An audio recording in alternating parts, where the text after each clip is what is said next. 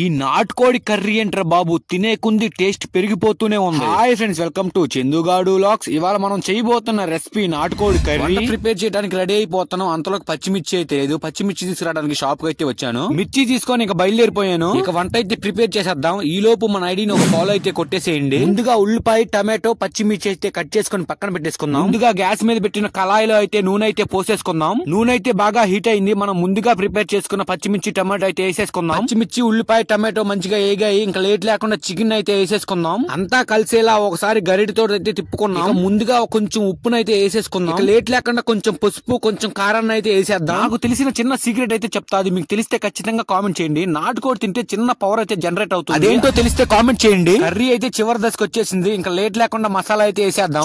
చూడండి నోరూరించి నాటుకోడి కూర అయితే రెడీ అయిపోయింది. లేట్ లేకుండా ఒక ప్లేట్ అయితే వేసేసుకున్నాను. కర్రీయే వేరే లెవెల్ అనుకుంటే నాటుకోడి కాలు కూడా వేరే లెవెల్లో ఉంది భయ్యా. వీడియో నచ్చితే లైక్ చేయండి. ఇలాంటి మోర్ అప్డేట్స్ కోసం మన ఐడిని ఫాలో చేసేయండి. నెక్స్ట్ వీడియోలో మళ్ళీ కలుద్దాం. థాంక్స్, నమస్తే, ఉంటా.